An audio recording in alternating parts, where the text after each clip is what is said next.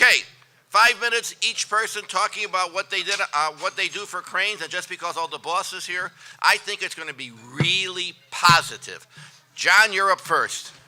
All right.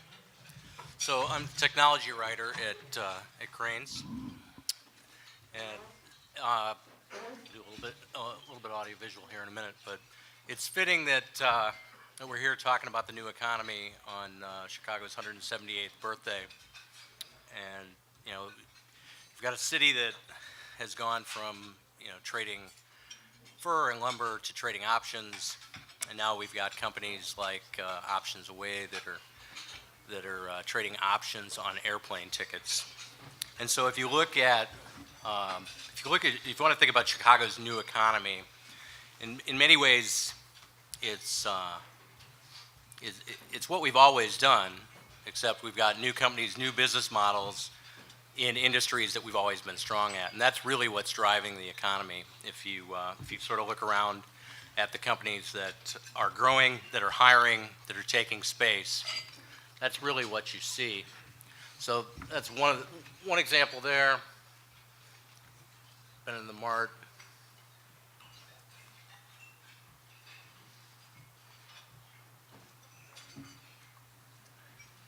So everybody knows, I don't know if you know what that building is, but that's the old Donnelly plant, which, as Chris Gladwin likes to say, that's where the internet lives. It's one of the world's largest data centers. So really what you've got going on in Chicago is you've got a transition from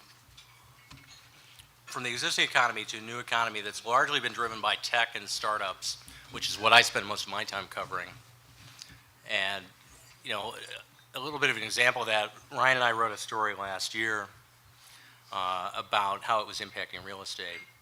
So tech accounted for roughly 6% of the office space in downtown, but in 2013 it had accounted for almost 18% of the new leasing activity.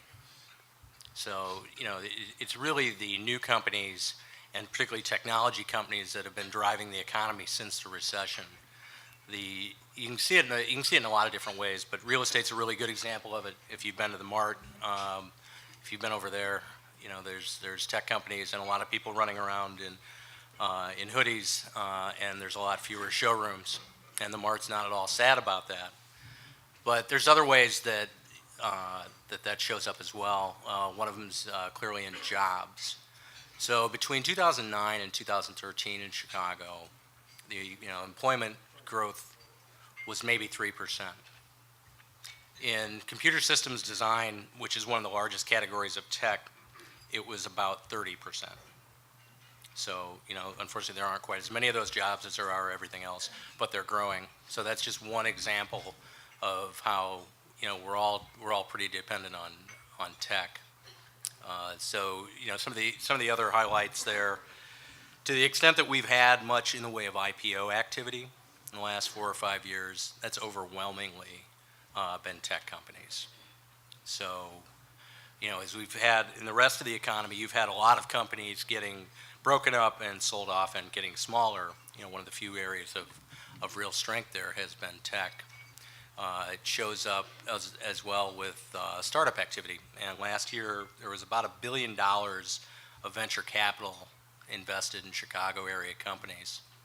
And that's the first time that we've had over $1 billion since the tech boom, the original dot-com boom back in the late 90s, early 2000s.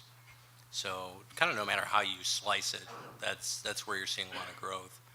And as I said earlier, a lot of where Chicago's strength is coming from with startups is out of the industries where we've traditionally done really well, where we've got a lot of strength. I don't know if we did a story this week that BMW has 2 tech centers in the United States. One of them is in Mountain View, in Silicon Valley, which is what you'd probably expect, and the other's here in Chicago.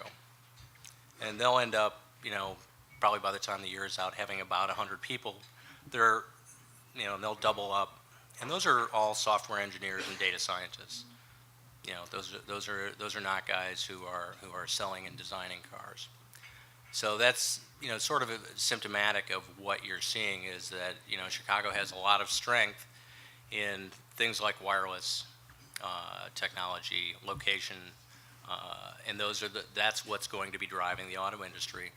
So, to the extent that you're seeing some real promise, I think you're seeing folks getting a lot smarter about trying to capitalize on the strengths that we have, the assets we have. Things like UI Labs. If that's executed well, that ensures that Chicago has a smart, bright future in manufacturing. It may not look like what manufacturing did for the last 15 or 20 years, but that's a source of growth in an otherwise shrinking industry. So, and again, it's a way to play on the strengths that we have. I think you're going to see that you're going to continue to see that in telecom and some other fields as well. So, it's like I said, the new economy looks a lot like the old economy, just different. But Next person. Well done. Okay, I'm Ryan Ori. I cover commercial real estate at Crain's, and as John mentioned, we had an opportunity to work on a story a few months ago about this sort of coming together of the technology growth and its impact on real estate, and that's been pretty significant. And so, in my coverage of real estate, I'm seeing the new economy, so to speak, on just about a daily basis. And during the downturn of several years, we saw traditional kind of space eaters of office space, like law firms and other people who used a lot of space per employee, kind of cutting back on their space and becoming a little more conservative with the amount of space they would use. And a lot of what picked up that slack, as John mentioned, was technology-related leasing, which has really led to a lot of changes in Chicago. And we've seen it on several trends. One of them has been in the hunt for young, kind of urban employees. A lot of companies have, a lot of well-known companies like Motorola Mobility, Hillshire Brands, GoGo, have moved their headquarters from the suburbs to the city in pursuit of the younger employees that they're looking for. We've also seen a lot of other companies that are really entrenched in the suburbs, like McDonald's and Kraft and Walgreens and Sears, that have created satellite offices or tech offices or pretty significant presence in the city, even though they remain based in the suburbs. And as you've seen all the cranes in the sky, across the sky, with all these new apartment buildings that are that have been built and are continue to be built, a lot of that is in response to a lot of these young employees in these growing industries, needing somewhere to live, and these real estate developers are trying to calculate where are the good locations to put these apartments in relation to where these new economy jobs are. River North was once kind of considered Skid Row, and it was like not the place you were trying to be, and now it's the tightest office market in the Chicago area. There's really hard to find space. Rents have gone way up, and a lot of that has been driven by the new economy type jobs are interested in unusual, unique space, loft type space where there's nightlife and other things going on. And so because River North has become, very difficult to find space in that some of these startups can afford, it's creating a expansion or a pushing into new areas of the office, of what used to never be an office market, into areas like River North, Fulton Market, Goose Island, places that you would have never associated with offices, but they're out. A lot of these tenants are pushing out into other areas that they can either afford or they can find quirky enough space that they want, and so that's been another change that we've seen. There's specifically, looking at Fulton Market, used to be once home to meat packers and food distributors, and has been for many decades. And now Google's putting its a very large Chicago office in what used to be a cold storage building. And in response to that, there's a lot of other development going on, and that's probably the fastest changing area of the city right now. All correlated to that huge Google lease that they're getting ready to move into.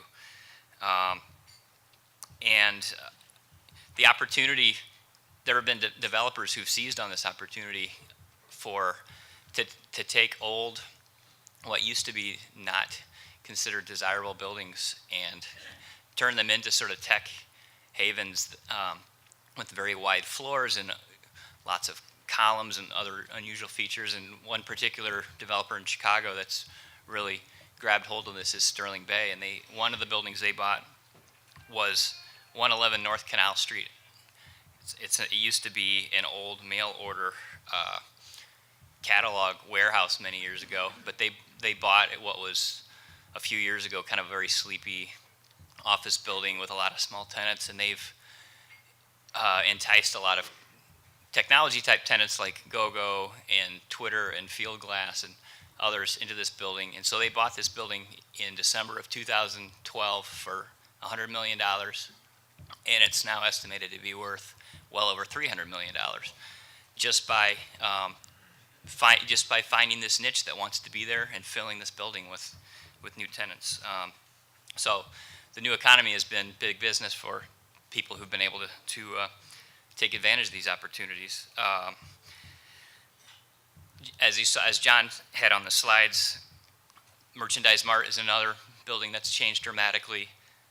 The Fulton Market cold storage building that Google's going into, and another significant one, 600 West Chicago, was once called the Catalog House, and it was where Montgomery Ward had, if you took your mail order catalog and you mailed in what you were ordering, these people were called pickers, and they were on roller skates, and they would go around and pick the stuff that you'd ordered and skate down these huge hallways and send it back. You get it, whatever you ordered in the mail. And now that's home to Groupon and a lot of other technology type companies, and so that's a really good example of total change in use of a building. Hi everyone, I'm Brigid Sweeney. I cover retail among other topics for Crain's. And Ryan gave me a perfect seg by mentioning Montgomery Ward, clearly one of the foundational companies of Chicago that really built the city and the way people lived. And so I think for the purposes of today, I'll just focus mostly on the two major companies that have retail operations based here, Sears and Walgreens. Both of them have been fundamentally rocked by the changes we're undergoing.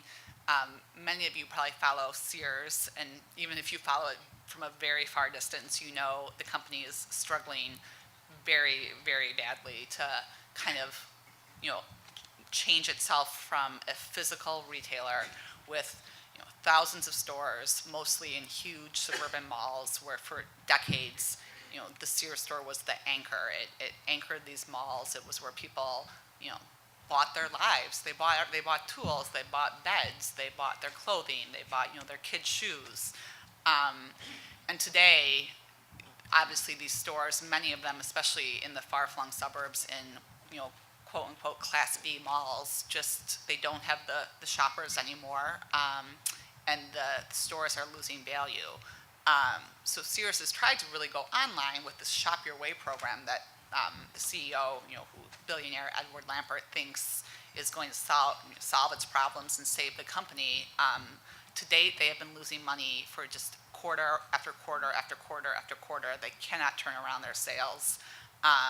And they've been trying to actually lease some of their locations to other retailers, to Forever 21, fast fashion, to Dick's Sporting Goods. They're trying to Whole Foods. They're trying to get rid of space in any possible way they can, because these stores just are not earning the money anymore. And that kind of speaks to a larger sense to what we call the demollification of America, or the twilight of the big box store as well. Actually, out in Woodfield, Sears is giving part of its space to a new Pac-Man themed bar and restaurant. So it's like a video arcade where you can play video games and also have beers.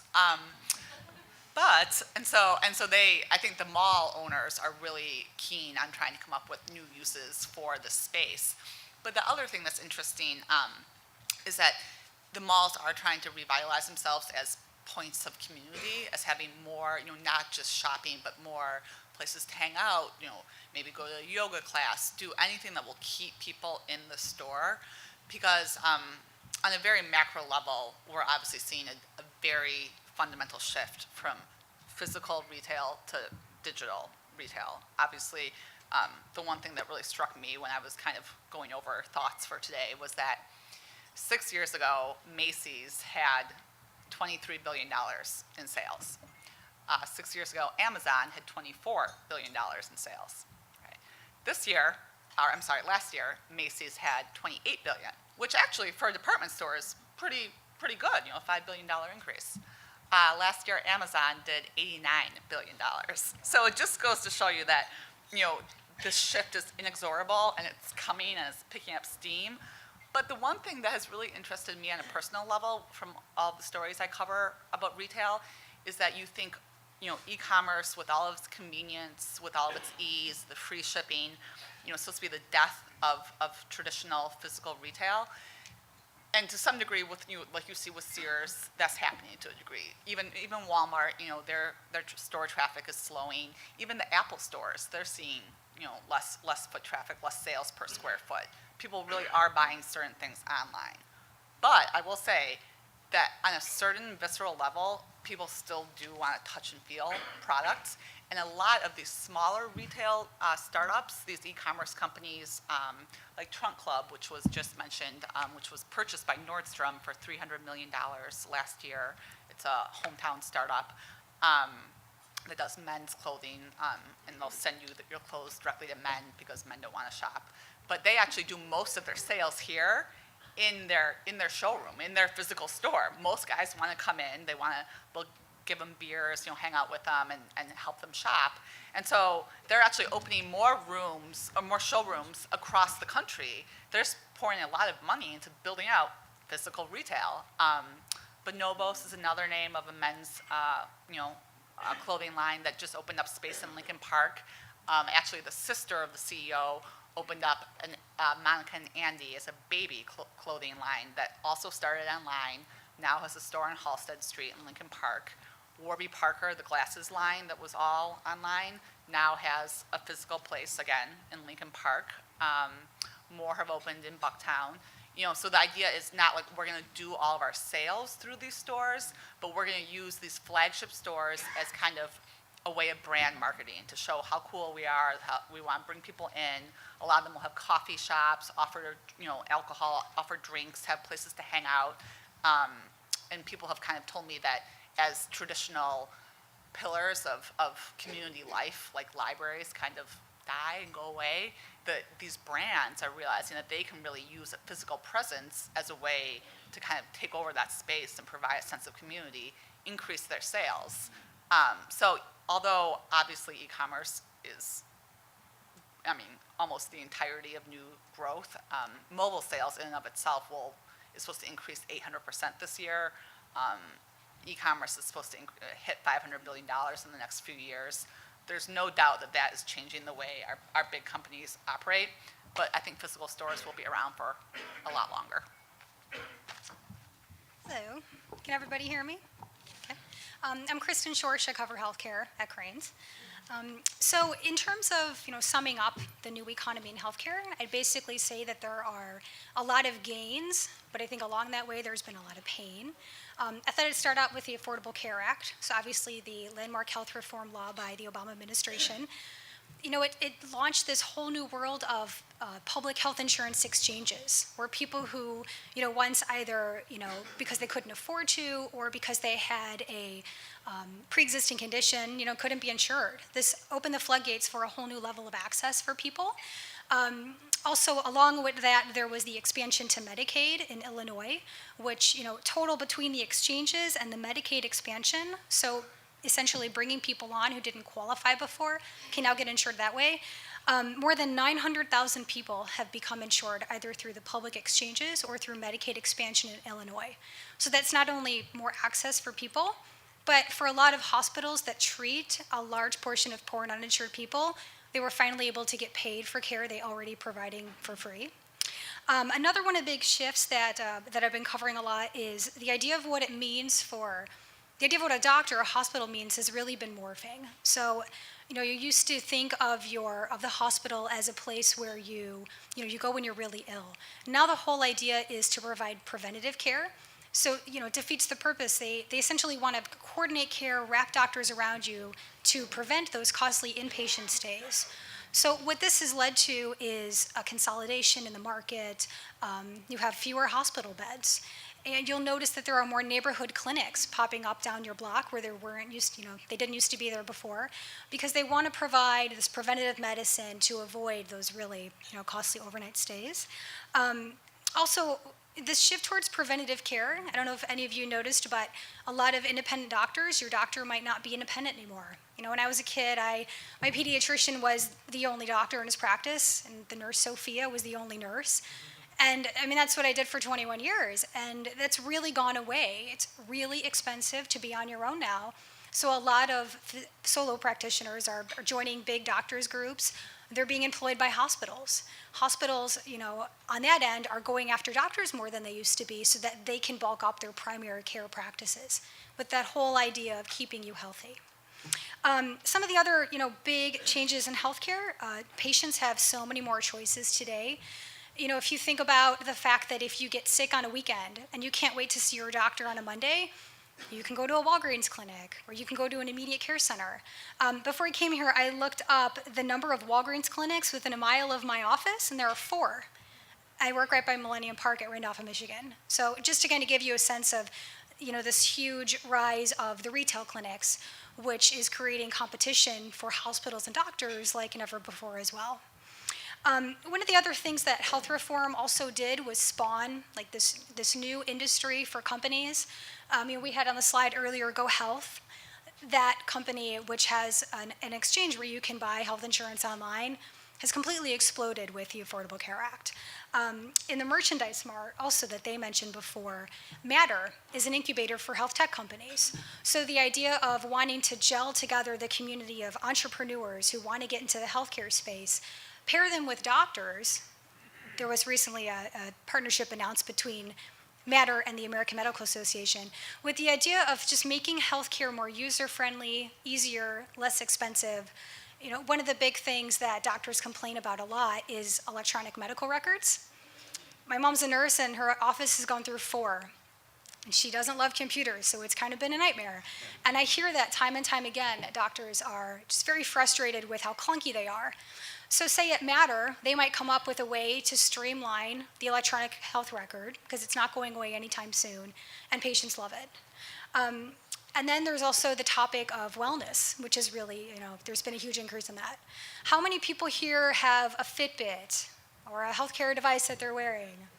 So there's this huge, just more public awareness for your healthcare.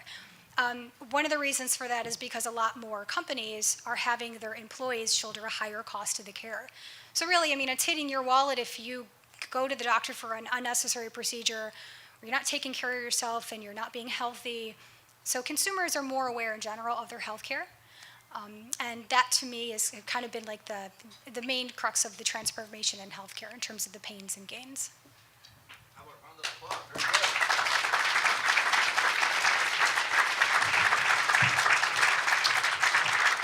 If you have questions, we have our, there she is, raise your hand, don't be shy, pick them up. Got questions? What about the Supreme Court case that's coming up on Obamacare? What's your view?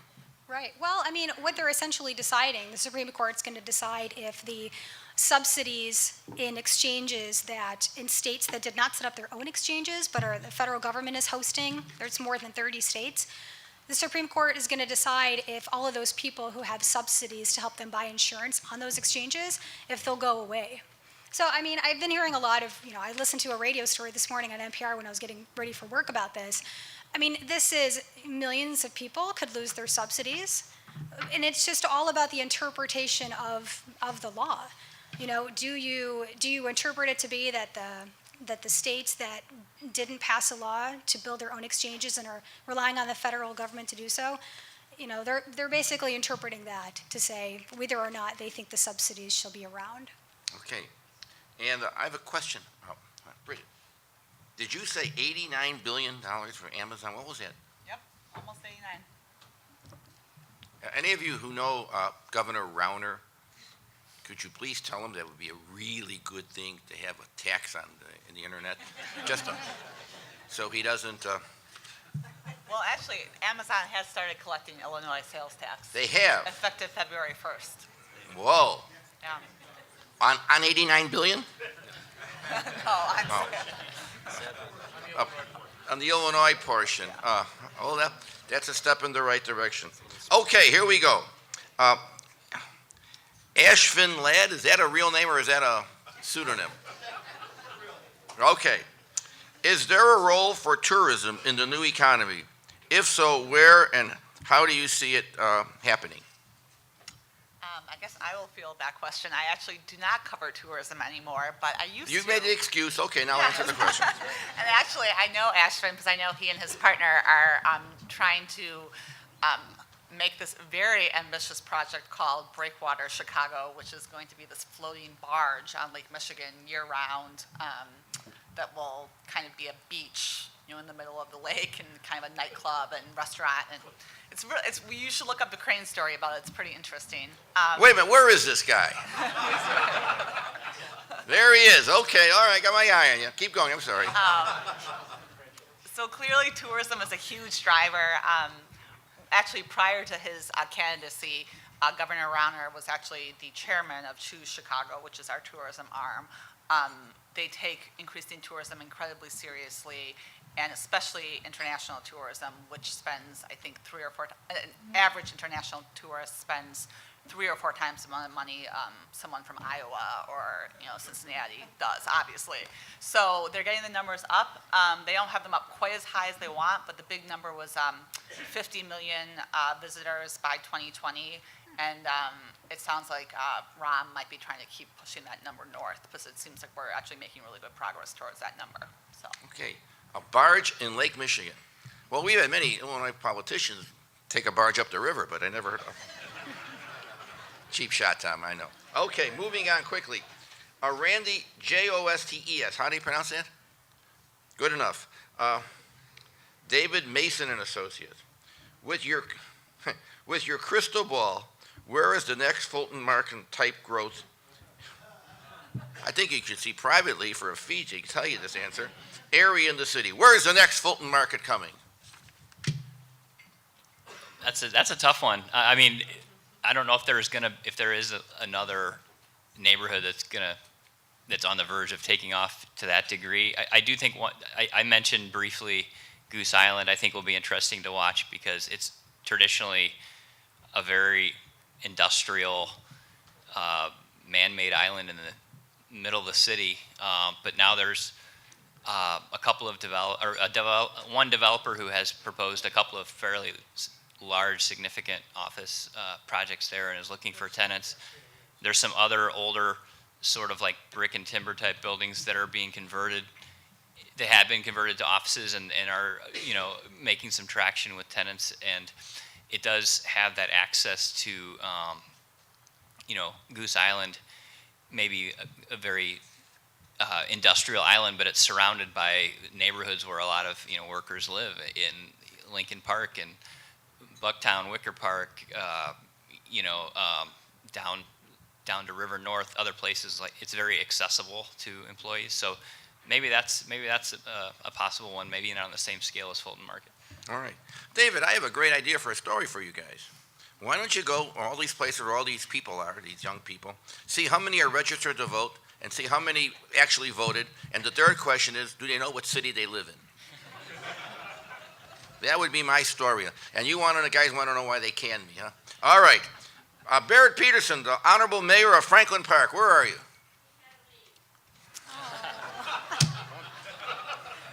You leave City Club rules. You're not here for the question. There you go. You don't ask the question if the guy walks on you. Come on. Dave Lundy, are you here? Hello. I know. Well, here's a good question from Dave. Why does, and again, he's very non-argumentative, why does Sears seem so clueless about how their destruction of the shopping experience has led to crashing store sales?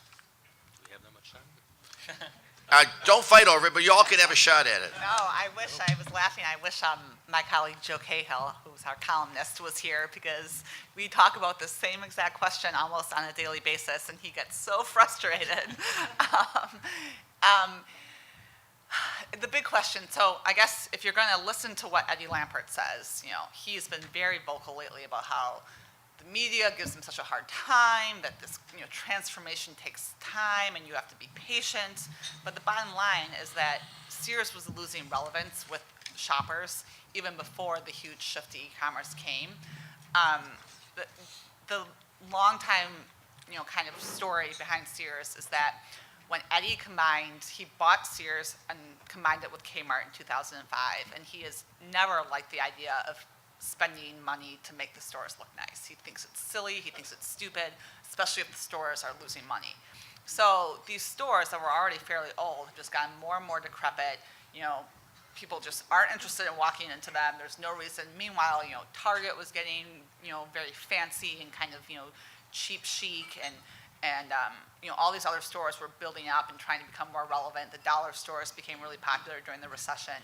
And Sears just could not keep a grip on its core customer. And then as younger people have come into, their prime earning years, they don't even know who Sears is. When was the last, I'm 33, and if I didn't write about Sears, I don't think I would have been in a Sears store since I was 9 years old. I only go when my boss makes me. He's like, oh, look at the stores. There isn't one of the more truer statements we've had. All right, I think you should stop on that one. John. One of the more interesting things, oddly enough, is Sears obviously hasn't been growing, and Walgreens recently hasn't been growing. But one of the few places both places are growing is downtown. They both have very large technology staffs, and they've been hiring like mad. So it's sort of interesting that I'm not sure how successful they're going to be making that transformation, but you can see where the growth is, even in a company that's struggling. All right. By the way, Brigid's going to Sears this afternoon. Like tag along, field trip. There you go. All right, well, I got two dirty looks, must be people from Franklin Park. This was the mayor's question, breaking, all the rules. As you know, we run a very tight ship. But now that I read the question, it's a good one, so we'll do it. With the merchandise mart evolving away from traditional interior design, where will the design folks next congregate, if anywhere? Well, I know my colleague, Micah Maidenberg, actually wrote a story. Wait a second. Every time you answer a question, you refer to another guy. Yeah, I don't All like right, to take go credit ahead. for anything. But one of my colleagues wrote a story about there's a developer who actually is creating that type of space that's near O'Hare, where people can fly into a show, go look at these design studios, and get back on a plane from wherever they flew in from, and it'll be interesting to see how that works. But a lot of these tenants that have been there for a lot of years, I've been asking that question of where do we go, and trying to find places, and that's one developer's potential solution is to create this place by O'Hare. So the furniture people go where everybody else goes in Chicago, which is they all end up at O'Hare. O'Hare. Okay, well, thank goodness for Richard J. At least we'll get some of that money. All right, last question. And we always end with an academic. Julie Ems, where are you, Julie? DePaul University. All right, and a member of the City Club. How do you see higher education sector, AKA America's urban campus, there are more than one, contributing to Chicago's new economy? Don't just jump at everything. It's huge. if you look at what's happening to the economy, what's driving it are all the knowledge jobs. And we talk to companies, particularly tech companies, when you ask them, why are you locating where you're locating, they point to the universities. And I think you're also seeing,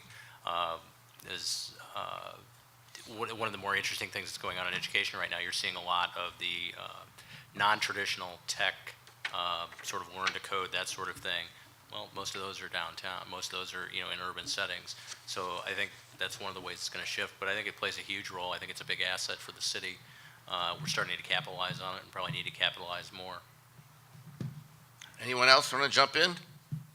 Well, I think actually the point that John had made earlier about a lot of the suburban big behemoth corporations opening up offices downtown is a direct play to try and get the post-MBA talent. The people in their late 20s, early 30s who have families, who want to work for a Fortune 500, Fortune 100 company, but they don't want to give up 2 hours of their day and their life every day to commute. And the companies are being extremely responsive to that.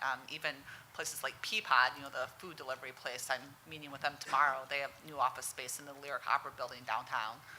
So really, every single company who wants, good MBA level talent is realizing they need to have downtown space. Okay, how about a big round of applause? There, John, you're in